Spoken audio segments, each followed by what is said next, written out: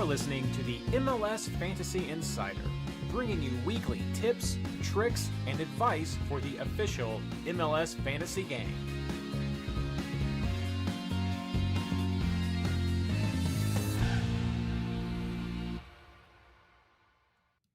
Hello everyone, and welcome to the MLS Fantasy Insider. A day later than usual because of me.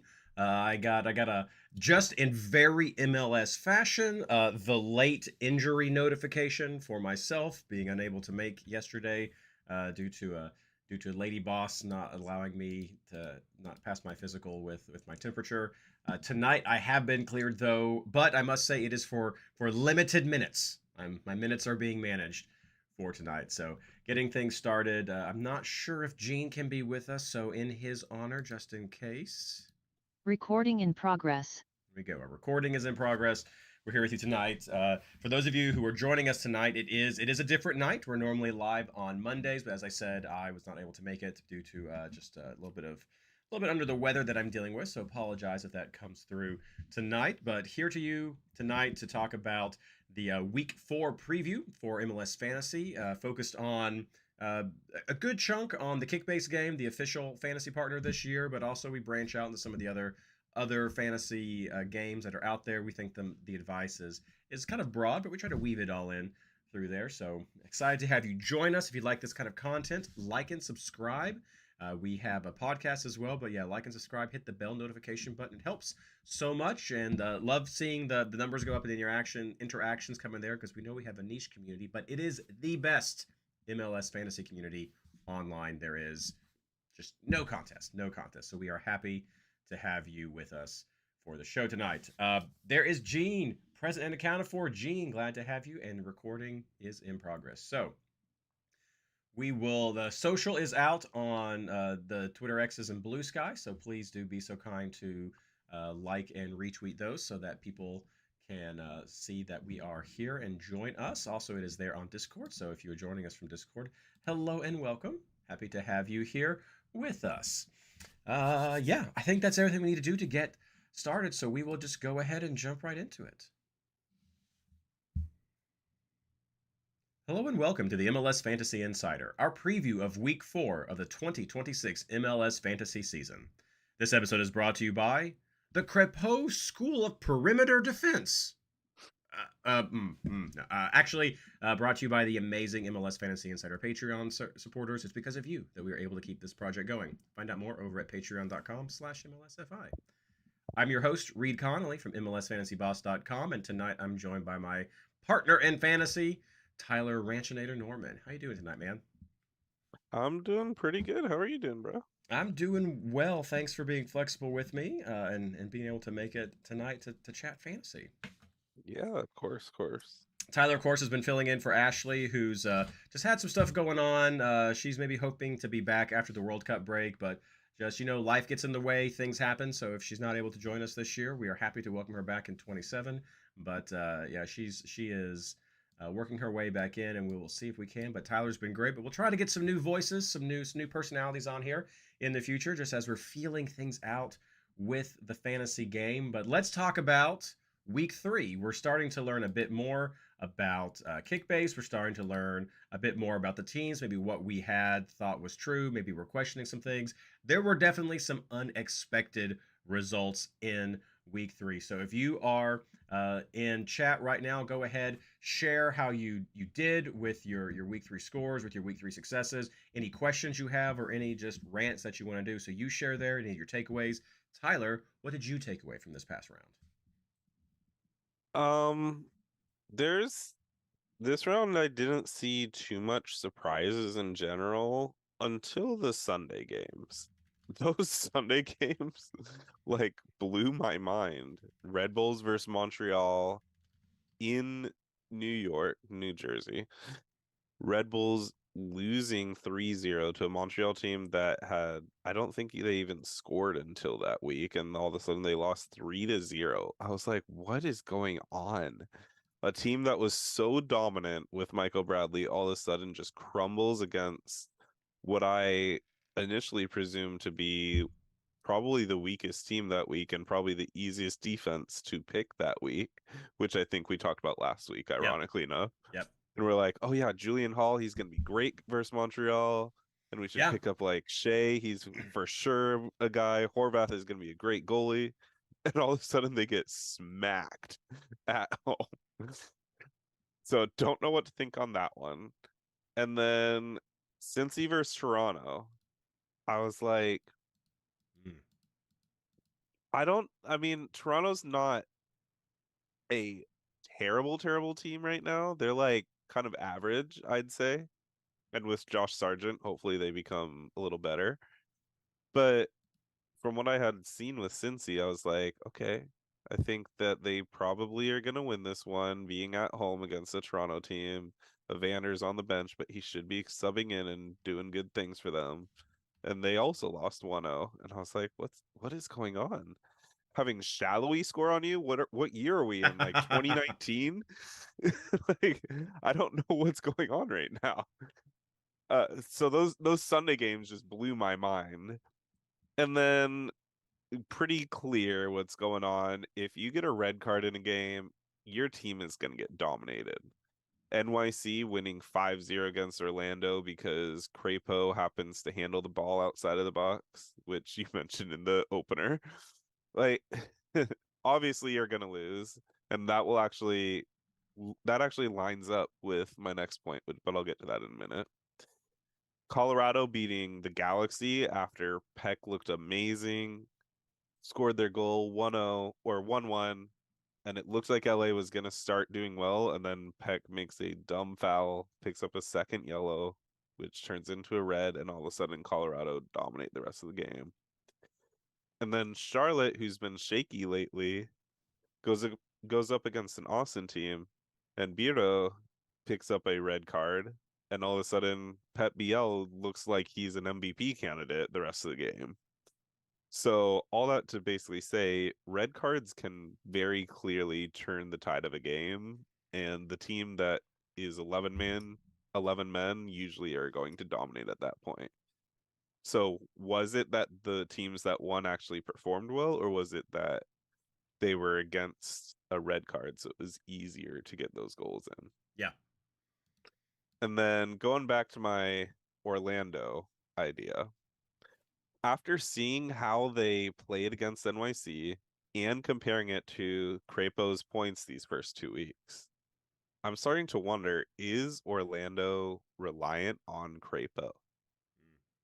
Like, are they reliant on him saving them because they literally have no defense, which we knew before that. That's why their meme is Orlando, not Orlando. But, like, they have Ojeda, but he's not playing amazing yet this year. And Crapo's been keeping him in games, but now if he's out on red for next week, are we gonna target, I forget who they're playing right now. Like, do we just target who they play this week, which is Montreal, ironically enough?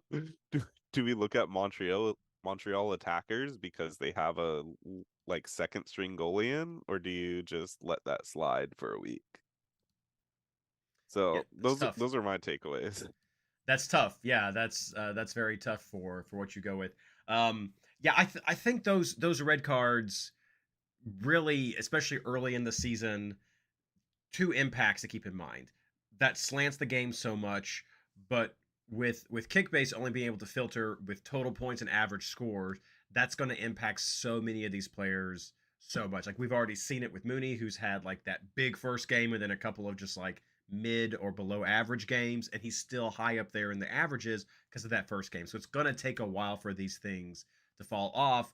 And with our previous experience with like the 3-week and the 5-week averages, I mean, I'm assuming this one's just of all the games, and so it's something you're going to have to keep in mind for some of the recency, and I'd almost rather see like that rolling 3-week average of the players to kind of have a better snapshot of their form. So be sure you're checking those things out. We're trying to check those things out as we're going through, but I think you're right, Tyler. That's some questions, a lot of questions about Orlando, but a lot of these results are because of those impacts.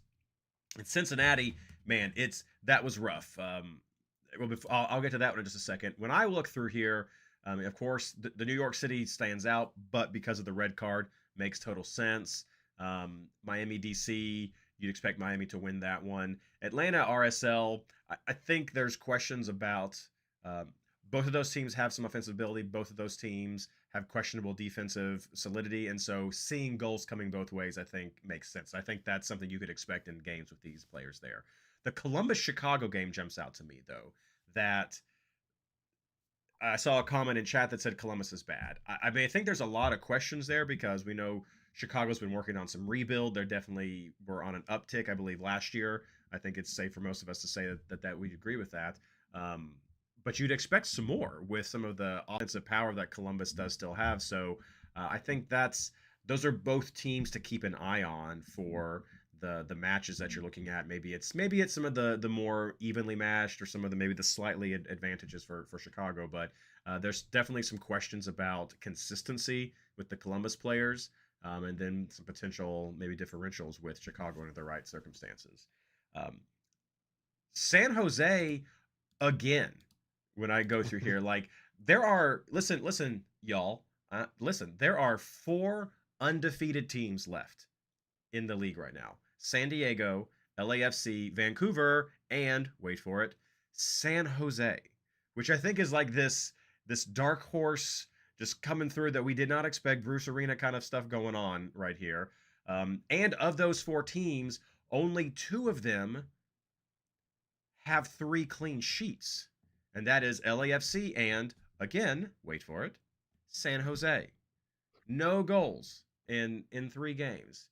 Um, so I mean we're not necessarily seeing these huge point jumps from defenders and goalkeepers because of clean sheets, but that's playing into some of the results that we're seeing. And I think just has to be acknowledged when you're planning out your fantasy options. Now, um,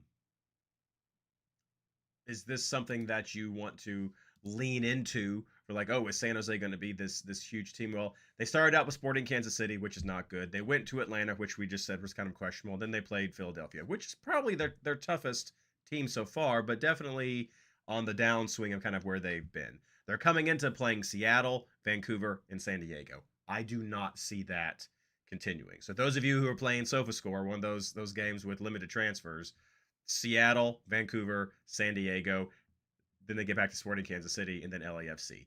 That 5-game run right there does not seem very high to me for the San Diego defense, and I do not see that continuing. But it's definitely a jumping point of like, wow, look at how that's done. LAFC looking better. Miami, Houston, Dallas. Those last 2 not quite as strong. Coming into St. Louis, Austin, and Orlando, definitely a much more, and then Portland and San Jose. Definitely a much better 5-week outlook for LAFC, and so I see us still kind of looking at them as main fantasy staples going forward. Also from here, I want to talk about some of going to branch out. Well, I did say Cincinnati. Cincinnati's midfield is just bad. Like it's just not there. It's hard to connect with people. It's hard to connect with the forwards. It's just bad, and it's very questionable. I'm not sure how much impact.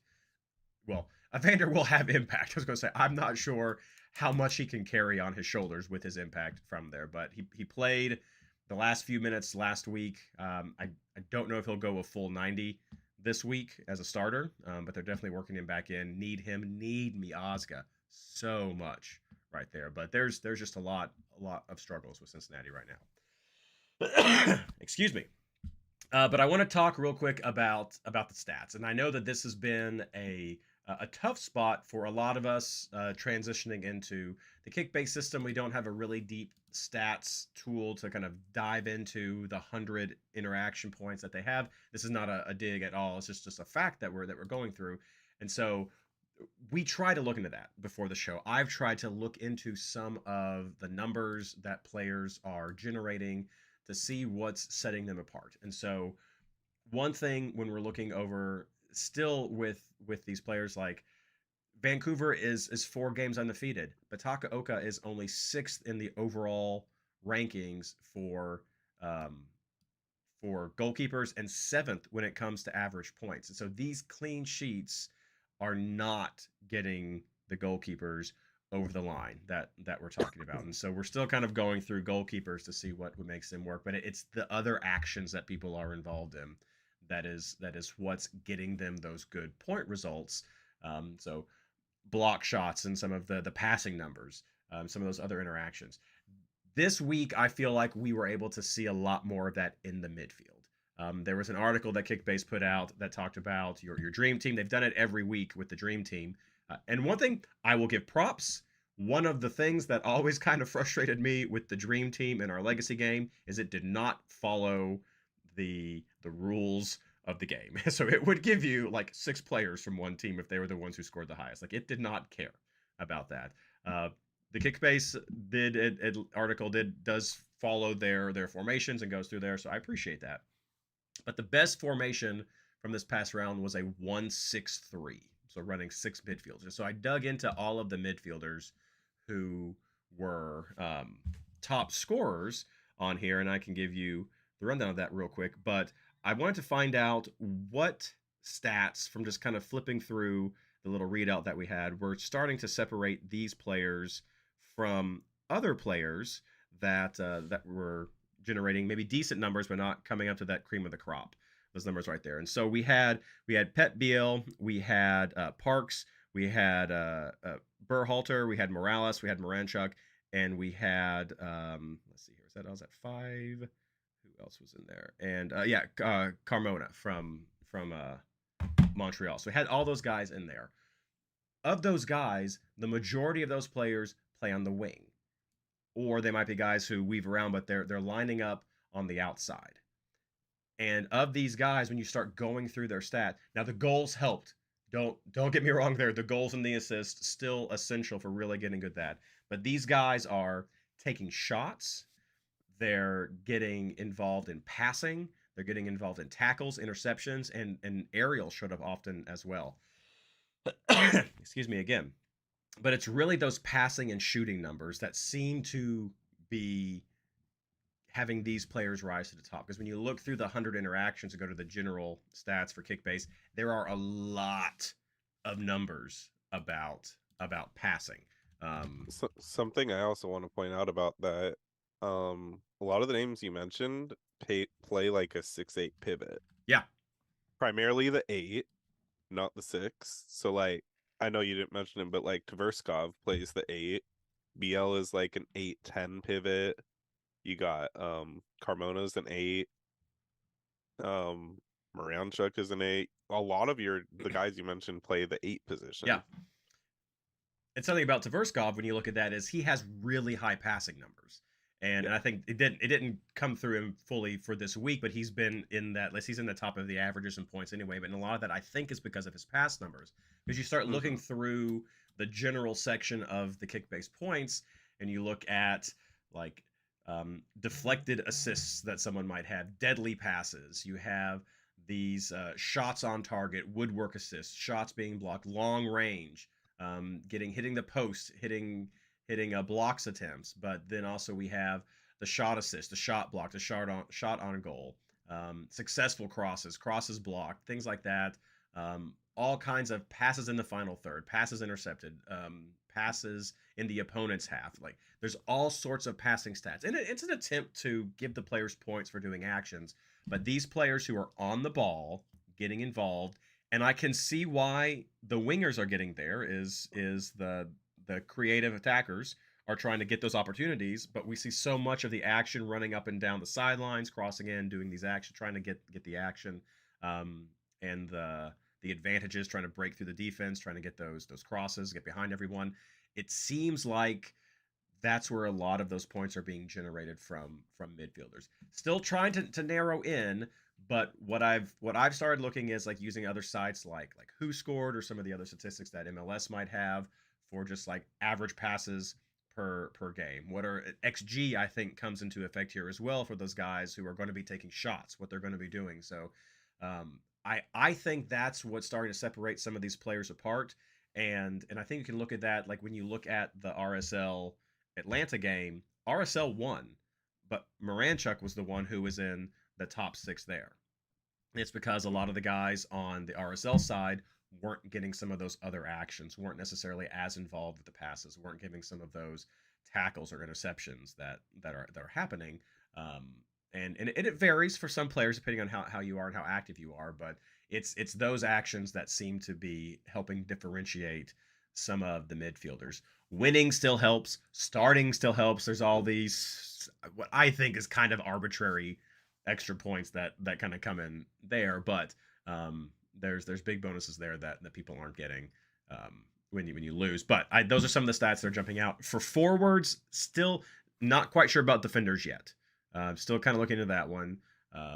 But for forwards, again, I think it's the edge that goes to passing, because you look at someone like Yappy in this past round. He was the dream team forward, and he got more points than players like Dreyer and Messi. But they all had, like, he was 290, 280 something, that he pushed about 20 points ahead of like Messi or Dreyer or some of those other players.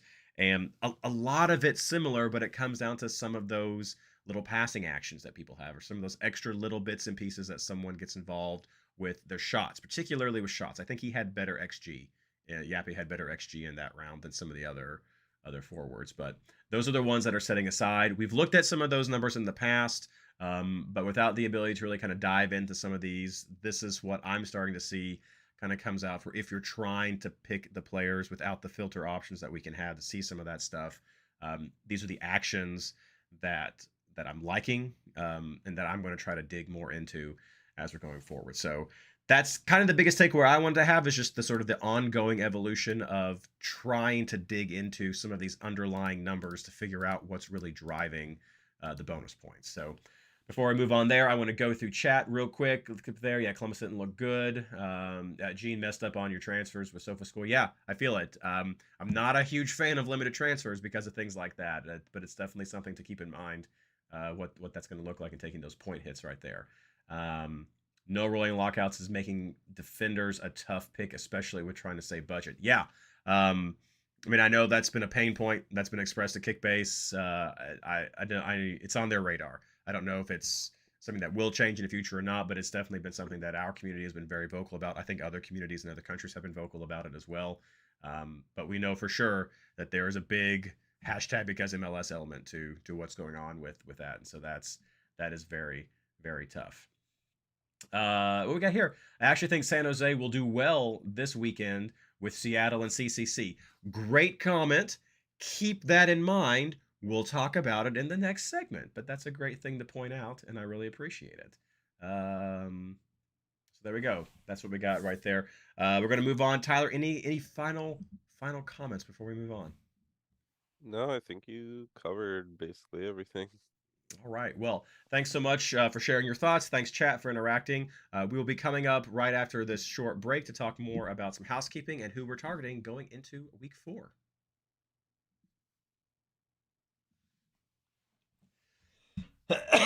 All right, there we go. Yeah, Gene, that is rough. So Gene, you said that you messed up on your transfers, and you said you weren't paying attention and ended up making 6. So like, did you just accidentally make an extra transfer, or did you mess something up and had to do another transfer to make up for it? I had such a hard time when there was like losing points for transfers a long time ago. I was playing like that, but I didn't realize how impactful those points were, so I would just do it all the time. I never planned for extra weeks. Had to do it. Yeah. Yeah, that's if I know. Whenever we had that in the game, I used to do that chart that sort of had the form going out for everyone and kind of kept up with it.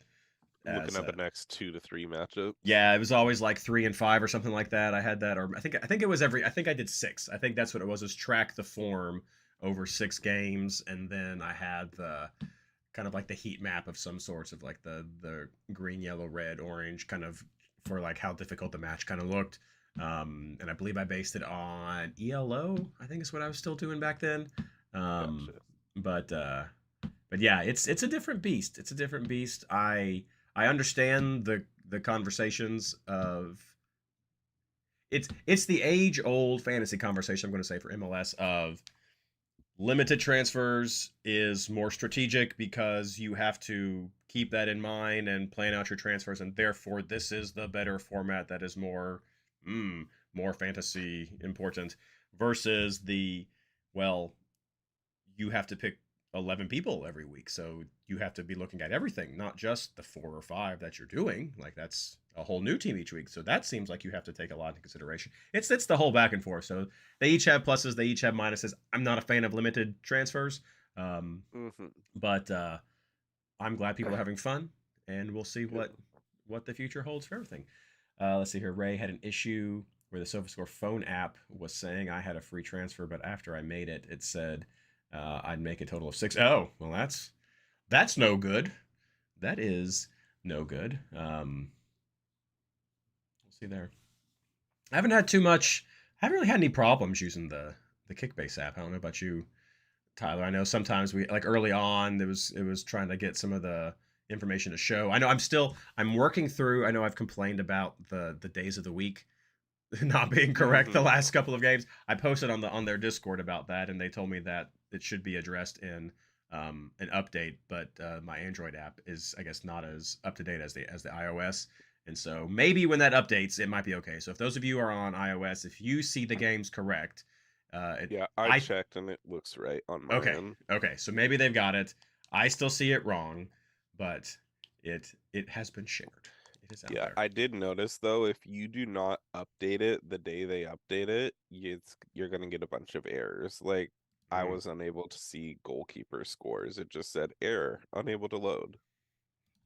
And then I would go to like their individual matchup and you can't even see the goalie in there. I should just wait for my phone to tell me it needs an update, but I guess I have had to do the manual ones the last couple of times. Okay, enough of that little chit chat. I'm getting the social out for the second part of the show. Excuse me. Still getting over this little sickness here. All right, social is out. Please do share that. Appreciate it so much. Appreciate you guys again joining us on this Tuesday as we start going through things. We're going to do housekeeping, talk about our player picks, but so please be ready to share who you are looking at, regardless of your platform. Would love to hear who you're targeting for this upcoming round as we go through everything. Yes, no, whoever put that up last week when they listed me as questionable, I am, Tyler, I am now, my minutes are being managed. As I said, Lady Boss has allowed me to come back, but I'm not full 90 fit yet, so my minutes are being managed by Lady Boss. So it's also our anniversary. Thank you. It's also our anniversary, and so we'll make it quick. Well, thank you. No, I mean she's getting our son for bed. He's on spring break, and so she's going to go on a trip. So it's all wild, but. Spring break in March? He's on spring break. It's barely the end of winter. He's in preschool. It's what it is. So, all right, here we go.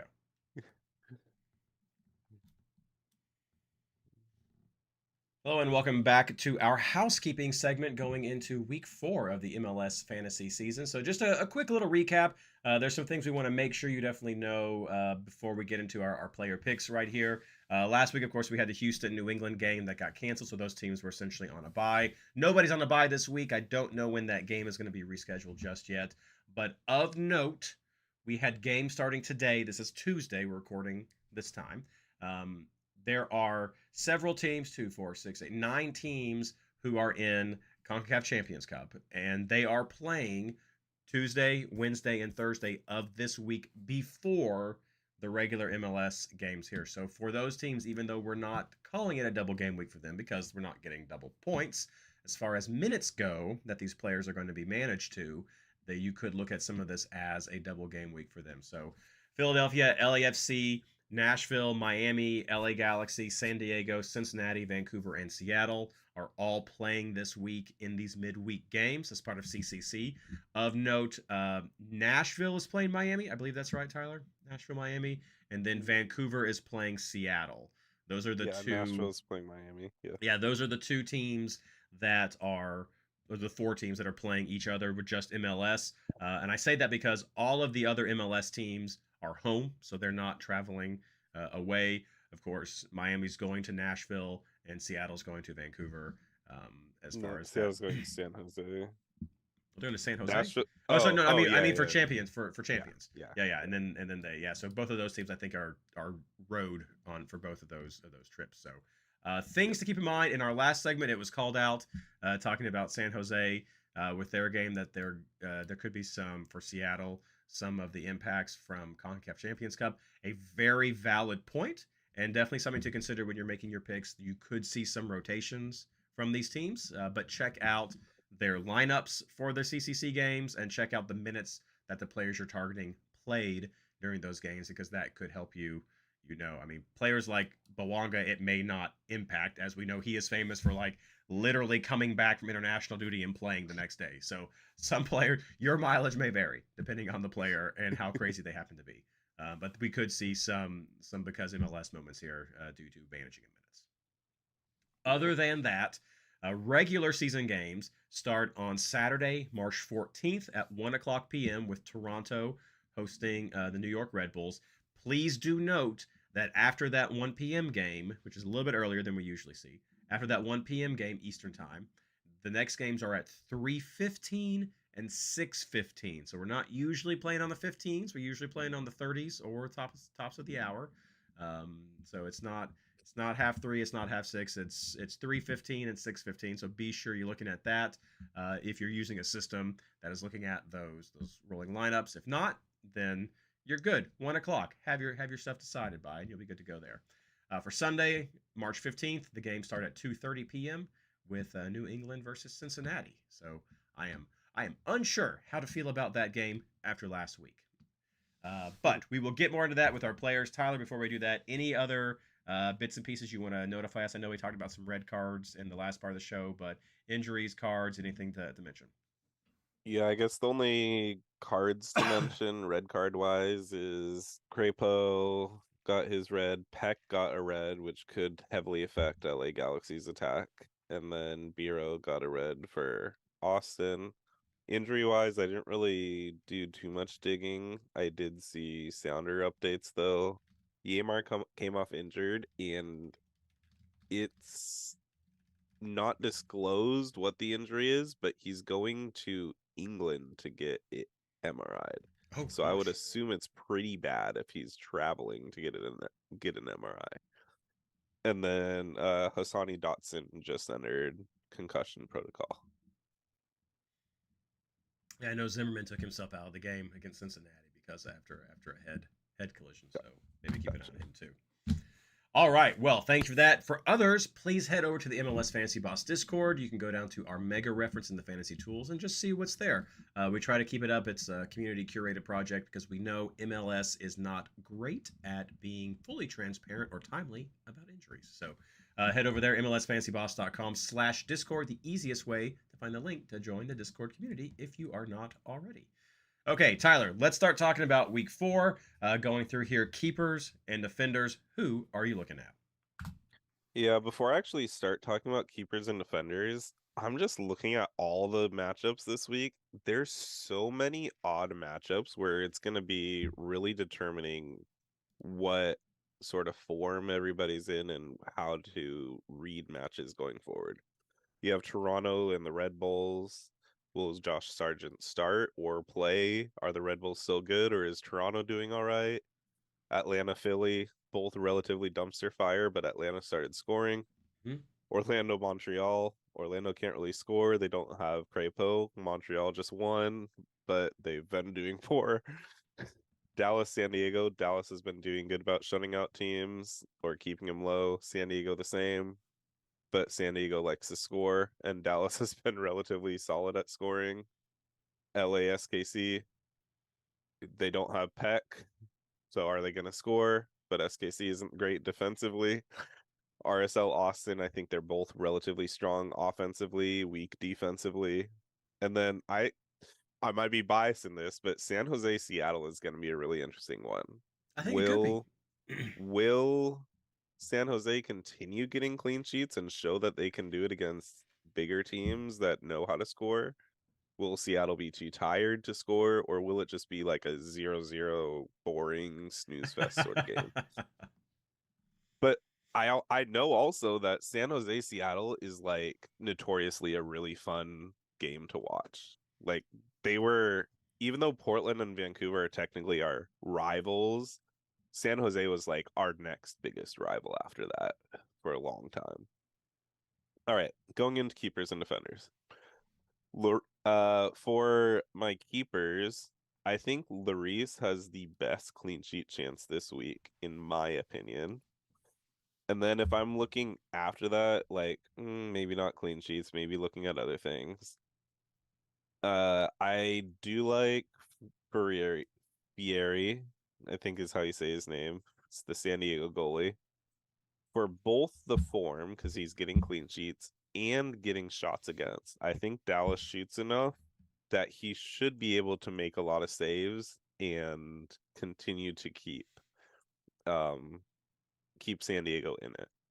If you're looking for solely shots against with a pretty good keeper, keep an eye on Calendar playing for Minnesota. Vancouver is going to be shooting like crazy. We already have seen that they shoot a lot, they score a lot. Can Calendar keep Minnesota in the game, though? And if he can, he could have a Crapo-esque score this week. Not the negative one, the positive one. and then another one to kind of look at is Kalina. We mentioned him, what was it, last week, 2 weeks ago?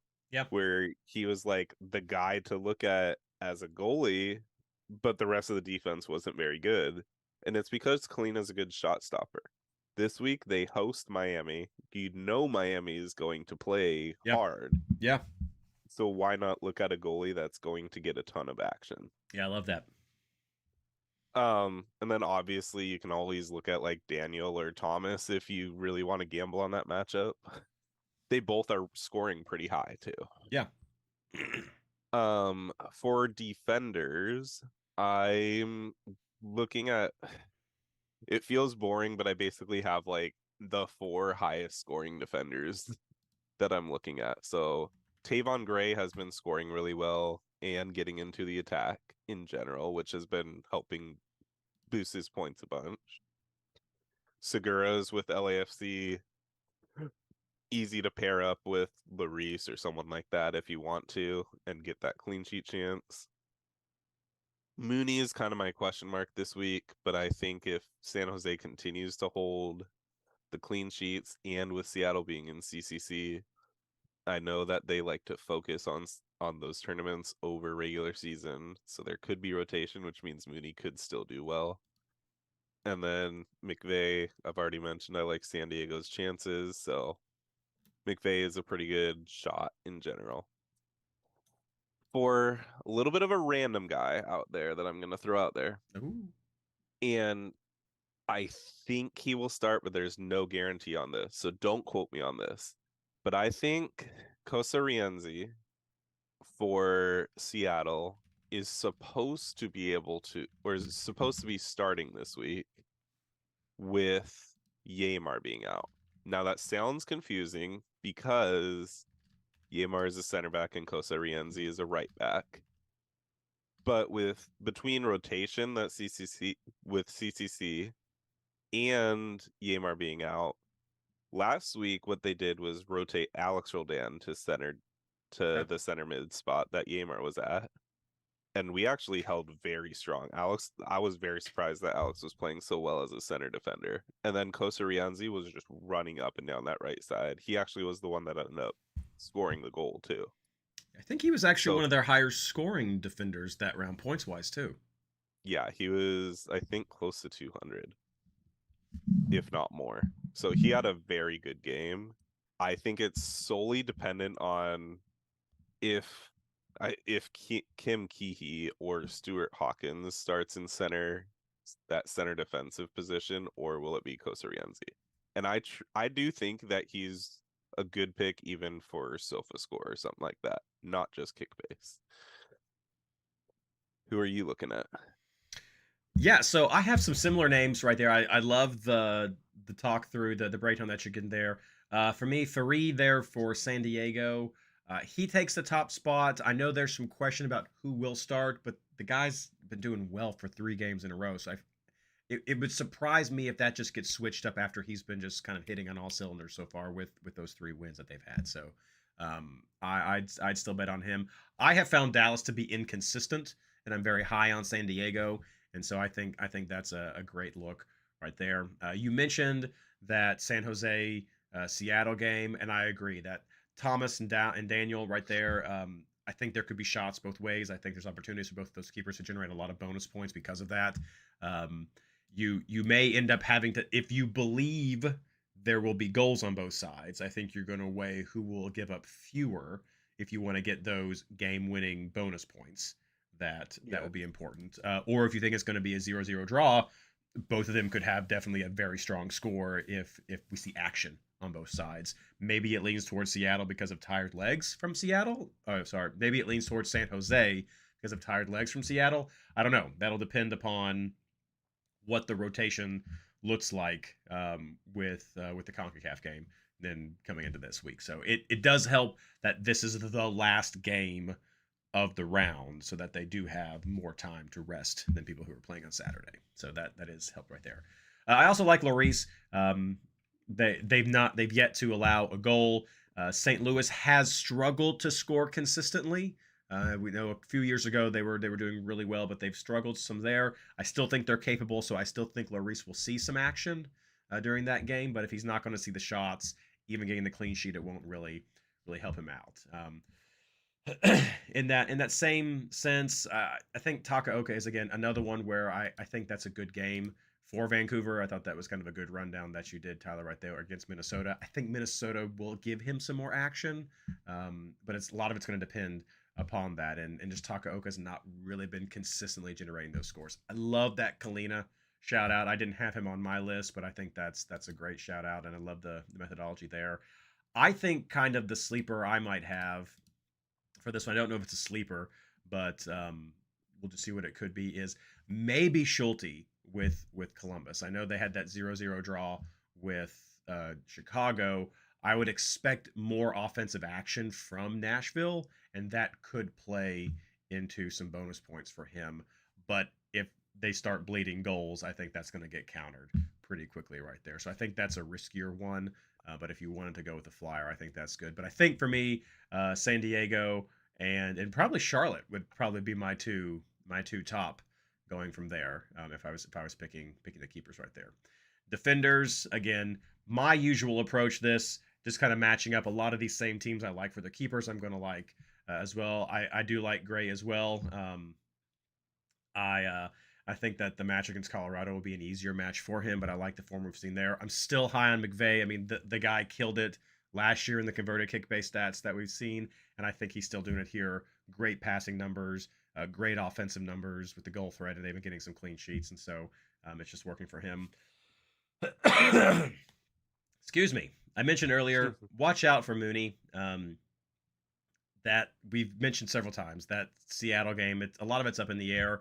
A lot of the reasons he's still so high is because of that first game, but he's been getting really average points, maybe even below average points since then with what they've been scoring.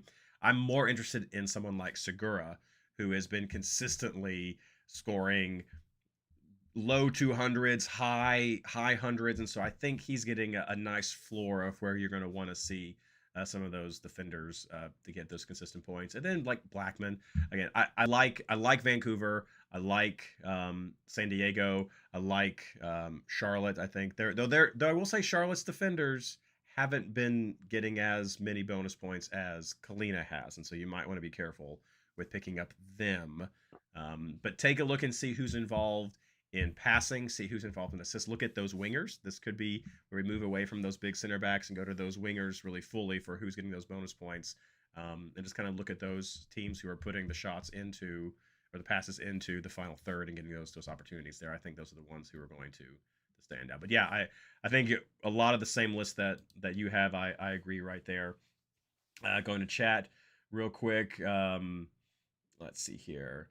Agree on the defense. Want to see what happens before the game. Yeah, with the Costa. Yeah, with the CCC games.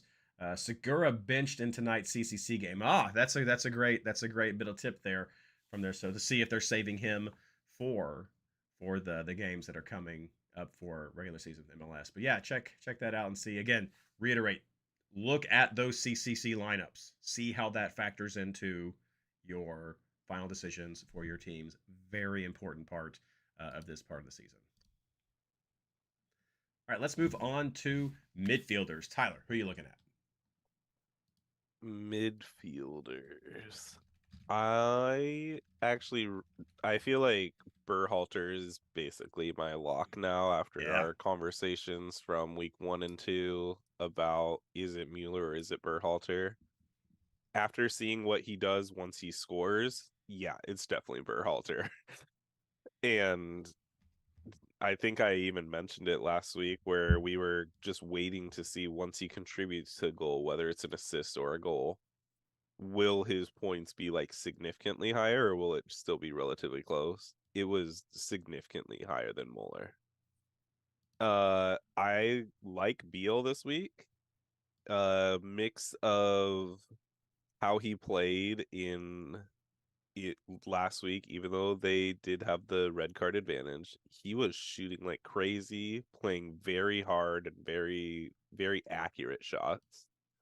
Even at the very end, he had the final kick of the game, went for like a roundhouse half bicycle sort of kick, and he hit the top corner crossbar, and then it went out. Like he is feeling it right now. And then they're playing a Miami team who is going to be maybe focusing on CCC and then rotating, or they'll do the opposite. They'll rotate CCC and then focus. But I think Miami is more going for every trophy.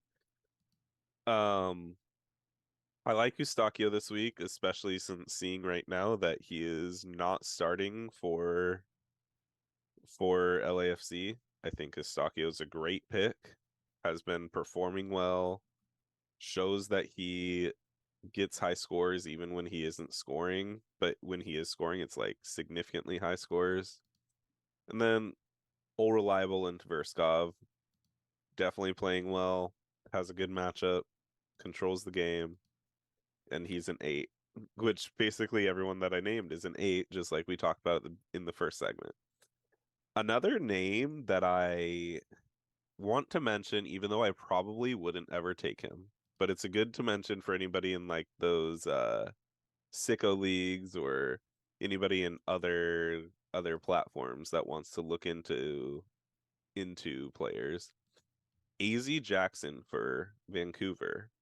He's been playing very well, contributing to goals, whether it's goal or assist. I personally don't think I'd take him over Mueller or Berhalter, but he's been playing very, very well. And I think he's worth a look if you are either looking for a differential or on a different platform or a sicko league. And then my final guy I want to shout out and maybe look a little bit into is Yazbek, Patrick Yazbek for Nashville. They have Columbus this week. Someone in chat was saying Columbus is bad. Maybe they're right, maybe they're wrong. However, Yazbek has been playing pretty solid. Like, I think his lowest game right now is like a 98, and then he had like a 120 or 130 something. And then he just scored in the last game. What scored? I think he either scored or assisted in the last one, but he scored like over 200 points. So definitely someone to keep an eye on. Another option for like a sicko league sort of guy. Yeah, those Who are are great. you looking at? Yeah, great picks again. I'm 100% agree on Berhalter, just that consistency that he's shown, I think is fantastic. Same thing with Tverskov, just the passing numbers that we've been seeing him generating, just being involved with. Also, just assists and goals, everything is great. And Estaquillo, those are 3 names you mentioned that I'm lockstep right there. I'm also going to throw out Mukhtar. Mentioned he's on the road this week. They start the week at home against Miami. So check him out there. But I think he's going to get shot opportunities against Columbus. And if he's able to make those connect, that's going to hurt the Columbus defensive options we mentioned earlier, but it's going to be benefit from him. We know that he is that kind of a caliber player. So I think he is worth looking in the mix as a road player. Keep an eye on his minutes with CCC, though. One that we haven't mentioned a whole lot this year, hasn't done a whole lot this year. So this is a bit of me being critical of my team, but maybe Heel.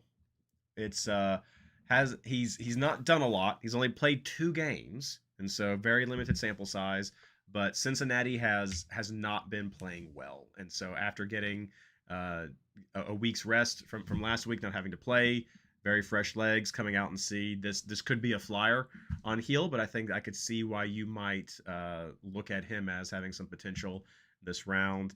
I had Ojeda on the list. I don't know what you were saying about like the Crepeau impact to Orlando. I think really hits hard. So I don't I don't know if he's going to be like. There's still so many questions about Orlando. I think I'm just going to shy away from them at all. But I'm also going to be looking at Rusnak and Evander and just kind of seeing what both of those teams are doing after their Champions League games. That's another opportunity for Evander to get maybe limited minutes in the Champions League to then maybe get full minutes that game that they have on Sunday. But we'll see. But those are two players that well, not two players. I think Evander is one that's a flyer. If you pick Evander, you do run the risk of him not getting a full 90. I don't think he won't play, but I do think you run the risk of not getting a full 90 out of Evander if you do pick him this week. That is that road game to New England, so that's kind of up there in the air. I don't know if I would go with Evander, but I definitely wanted to mention him because when he is back in the team, he's definitely going to be a focus. Definitely going to be someone who's pulling a lot of strings and to see what kind of impact he can have. I don't know if that will translate to Kickbase though, because he does like to walk around a lot.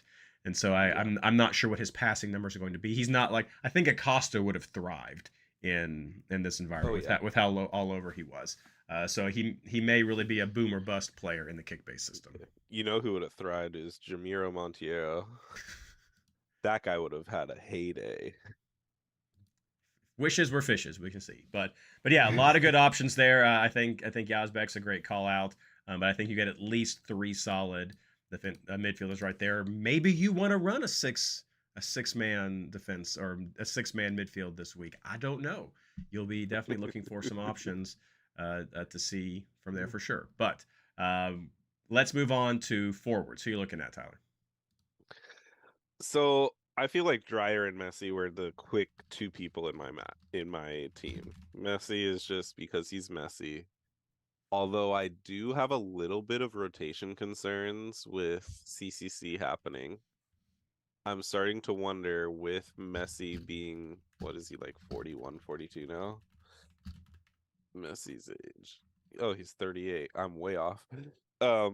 With him getting older, I wonder if they're going to start managing his minutes in regular season games. They probably won't because he's like the face of Miami, but just something to be aware of. Dreyer should get starts every single time. And then the third forward I'm looking at right now is Nikau for NYCFC. I mentioned him last week. He had a decent game with the Red, not like a breakout amazing game, but he had a pretty good game. He's been consistent though across every single game this week or this season. And they have a Colorado team that's traveling across the country to play on a Yankee Stadium field. So I think there's a very real chance that he could have an instant impact once again. A few other names that I kind of want to mention. I like Surridge. However, I think you run the risk of the CCC rotation, especially considering they already did that to him in week 2, where he played the CCC game and then rotated in week 2 out and didn't really play that week. But I believe he was Golden Boot leader last year, and he has a very good chance of that again this year with how dominant he's been. Keep an eye on Josh Sargent for Toronto. Will he start? If he does start, is he going to be like an instant impact, or will it be a slow merging? Another name to keep an eye on, Timo Werner. Is he going to come in and have really good impact for San Jose?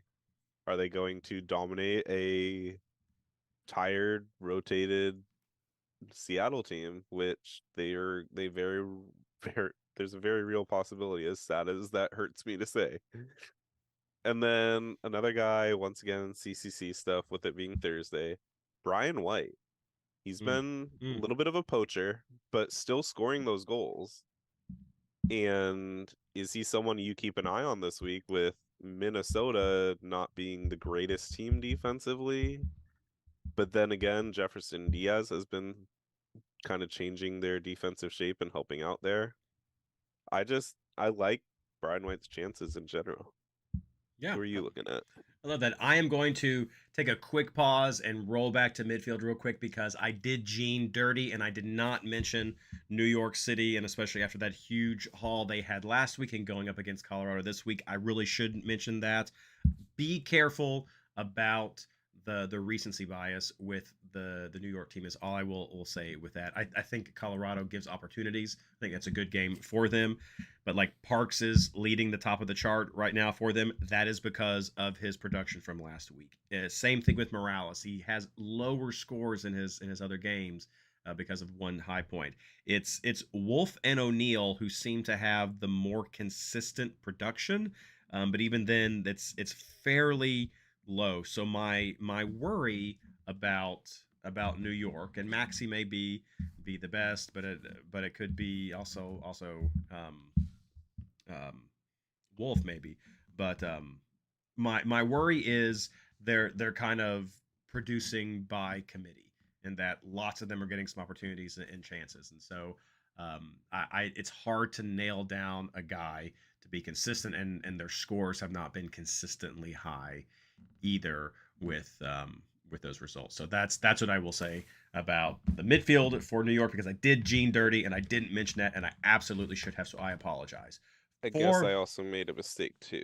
That Surge was sick. Correct. Week 2. It was not rotation. Yes, Surge was sick, and so I think you had some great shout outs there, some great alternatives from people, especially mentioning Sargent. I know that was a comment oftentimes that was mentioned by the commentators during the Cincinnati game, was if Sargent was here, would he have put that in? For me, I'm not getting fancy this week for what my forwards are going to look like. The only thing I'm really thinking of is how many do I want up there at the top. But for me, the top 3 are still Dreyer, Messi, and Bawanga. I have much faith in Bawanga and his production, even with CCC. I still think you see Messi in this game, even though it's on the road. And so I still think he's safe to put in there. And Dreyer's just been super consistent and a fantastic fantasy resource to dip into. So for me, those 3 are just a lock. And I love the options you had, because I don't feel any need to add on to those. I think those are some great options. No, I really don't. I mean, I think those are great options. Surridge, White, I think White's a great call out as well. Nico, I think you could even go to New York City for that game and look at Martinez to add to that list for some options there. I would feel better about Martinez. I would feel better about that New York City forward pick for Martinez than I necessarily would with a midfielder pick for New York City. Alonso Martinez? He's injured. Oh, well then. He has an ACL tear. Then pardon that. Who was I thinking of? I think it's Nico. I was thinking of Nico. Not Martinez. I was thinking of Nico. That was my fault. Stop editor. Please change that. No, Nico. Nico is who I was thinking of for that's like I've gone back 2 years now thinking about Martinez. Yeah. Time warp. I'm going to blame the sickness. This is what it is. I'm seeing my number put up on the sideline to come through. But yeah, Nico. I'd feel better about Nico for New York City than I would for one of the midfield picks for that. For sure. All right, let's wrap this up for our regular picks with our forwards with our captains, and then hit up the Kickbase rush for week 4. So Tyler, who are you looking at for your captain? I'm thinking Berhalter this week. Ooh, I love that. I'm gonna check with chat real quick. You're not going with a defender, or with a goalkeeper? I know you could have. That was teased at one point a couple weeks ago with. Not yet. I'll find a week, but not. You'll find one that you like. That's a great call out with just some of the production that we're seeing with them. So I came in here perfectly ready just to say Dreyer. That's who I was looking at. I pivoted to Messi this past week, but I think Dreyer actually had the better score for what that would have looked like, and so I was perfectly ready come in here and say that I was going to look at that Dallas game, not really ranking them very high, and was going to look at Dreyer as my option. But that Berhalter, that is tempting. So I definitely would weigh those two. That's an interesting little pick right there. So yeah, I could see Berhalter or Dyer right there. I don't know if you you could go Messi. I don't know if you go with Messi. I don't think he's as dominant in the kick-based game as he was in the legacy game. Yeah, but I also think it has to do with CCC minutes. Very true. And how, I mean, it's very common early on that CCC takes away from a lot of their scores. Yep. Very, very true right there. All right, well, let's wrap everything up with the Kickbase Rush Week 4 challenge. So this one is a $300 million budget, so a little bit less than what you're seeing in Fantasy Boss Leagues. Limited 2 players per club and a 4-2-4 lineup. That's your only option, so you're running with those 4 forwards right there. How are you approaching this one, Tyler? I am starting with Dreyer up top. Okay. Dreyer, Messi, Nikau. I already mentioned them. And then I'm actually kind of between White versus Surridge as my 4th forward. Okay. For the midfield, I have Tverskov and Berhalter. Okay. And then on defense, I'm really limited now because I've already used my 2 San Diego picks. So Yeah. I'm looking at Gray, which makes my next NYC pick. Looking at Gray, Mooney, Segura, and then I didn't have a whole lot of cash, so I threw in a flyer for Harrington for Colorado. Okay, yeah, he's been doing some good numbers there. And then my goalie is Daniel this week. I haven't set everything yet, but I prefer to, even though I'm looking at him as my captain, I prefer to drop Dreyer when I'm limited to 2 players per team because I like the production for Tverskov and I value the defense more than I necessarily do Dreyer because I just feel like in my opinion, my defense options just get so limited. If I don't have McVay, I really feel like I'm hurting. And then that gives me some flexibility to maybe get another forward that you mentioned. You mentioned White. I mean, we could look at Klaus with some of the options there with LA. You could look at some of the budget guys that you might see from New York Red Bulls or anything that's going on right there this week. And I mean, maybe Shea is good this week too. Who knows? Yeah, so that's where I tend to like to do that. I mean, definitely want Bawanga. I'd be happy to do a Surridge there because I think that would be good. I like your midfield picks that you're thinking of there, but that's how I tend to like to roll with that. I'm fine with Kalina for the goalkeeper in this one. I think because I could go with Beal either. That would give me that option if I wanted to do like a Tverskov Beal. I think that would be a good double pairing right there for where you're looking at. But then you don't have Berhalter.